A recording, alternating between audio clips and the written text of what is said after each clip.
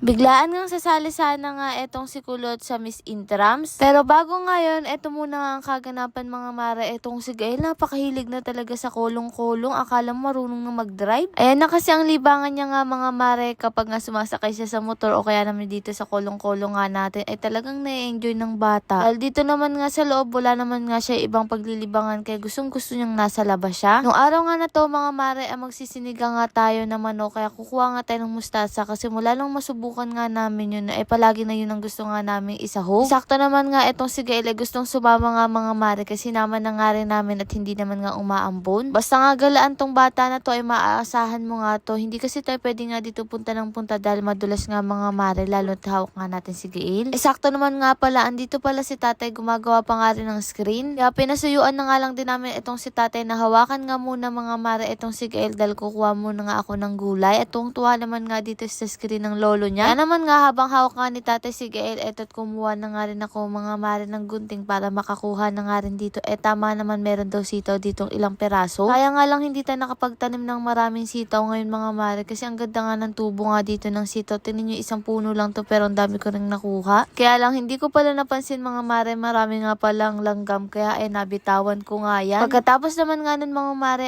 pumunta na nga rin dito ako sa Kamatisan dahil meron nga akong nakitang isang dilaw na. Kaya hindi ko na nga rin talaga hinayaan nga mga mare na mahinog siya ng gusto. Kinuha ko na rin agad. Nagkwento ko na nga rin sa inyo na marami nga rin ditong sili. Alam niyo naman masarap ang sinigang kapag nga maraming sili. Kaya kumuha na nga rin ako dito. O diba hindi na nga tayo bibili. Kada pitas ko nga ay tuwang-tuwa talaga ako dahil nga syempre alam niyo naman nakasurvive nga itong mga tanim nga natin. Tapos itong mustasa nga kumuha na nga lang ako ng ilang peraso dahil sabi niyo wag nga bunutin kaya pinitas-pitas ko na nga lang. Ilang peraso na nga lang to kaya tinipid na nga rin natin mga mare. Sakto naman hindi naman nga karamihan ang kailangan nga natin. Sino ba naman ang ayaw sa ganito mga mare, ganito karaming gulay, simple lang pero alam mo makakatipid ka kahit papaano at eto't may nakuha pa nga ako isang talong. O diba, paunti-unti ay namumunga na nga sila lalo na nga kung marami nga ito. Nang matapos na nga ako, abay nakita ko nga itong maglolo tuwang-tuwa itong si Gael sa upo, kinuha pa nga niyan mga mare. Ay nako, tingnan niyo naman nga si Gael, may gigil pa nga siya. Akala mo naman talaga kayang pitasin yan, gigil na gigil. Ano na nga lang kaya ako nakakalakad na to, baka pagpipitasin nga nito yung mga bunga nga dito kasi tingnan nyo naman ay sinubo na nga mga mare. Si Gael kasi mahilig yan sa mga hilaw nga na gulay at yung lolo niya nga tingnan nyo naman tawang-tawa, halos mawala na nga yung mata katatawa. Yan nga yung lolo niya mga mare, abay kinukonsinti nga yung kalokohan nga ng apo niya. Hindi pa nga nakontento, ayan binuhat-buhat pa nga ng batang ito, ayan nga ay nagagalit na naman. Syempre bilang nanay natatawa ako, tingnan nyo mga mare kaya na videoan ko nga yan, paglaki niya makikita niya nga yan at eto't kumuha na nga kami. Sabi nga namin baka tumigas nga lang to at ibibigay na nga lang namin kay Ate Vilma. Pero itong si Gael nga mga mare, abay kinukuha. Gusto ata siya ang magdala at sa wakas nga naluto na nga rin. Eto nga't kumain muna nga ako dahil gumagawa nga ako ng survey para nga sa research nga namin. Ay na muna nga ako dahil napakahirap mag-isip kapag nga walang laman ng tiyan. Dahil wala naman nga silang gagawin mga mare ngayon. Kaya ayan, pumunta muna nga sila dito para nga magbunot-bunot ng kung ano-ano dyan at magpintura nga ng screen nga nilang gagamitin. May nag-comment nga yung daga nga daw ay mahilig nga mga mare sa mais pero sana wag naman nga kainin yung mais nga natin dahil itong unang best nga natin nakapagtanim ng ganito. Di pa nga kami nakakakain ng ganito kasariwa yung talagang ikaw ang pipitas nga mga mare. Mga oras nga naman na to ay naantay nga lang din namin yung magpa-practice nga kay Kulot kasi napili nga siya maging Miss Intrams sa ilalaban yung badminton ganun. Gustong gusto ni Kulot mga mare sumali sa mga ganun kasi yung beauty niya ay pang ganun talaga. Kaya lang sobrang mahiyain kasi mga mare dahil hindi nga siya lumalabas ng bahay-bahay at eskwelahan nga lang siya. Kung gumalaman nga yan ako, isang beses nga lang yata sa isang buwan o minsan wala pa. Siyempre bilang ate, proud na proud nga ako mga mare sa kapatid ko na napipili siya sa mga ganun dahil ako pangarap ko yun. Kaya lang mga mare, alam niyo naman, mas maganda talaga yung kapatid ko kaya talaga alam kong kayang-kaya niya. Kaya sa 2:30 na nga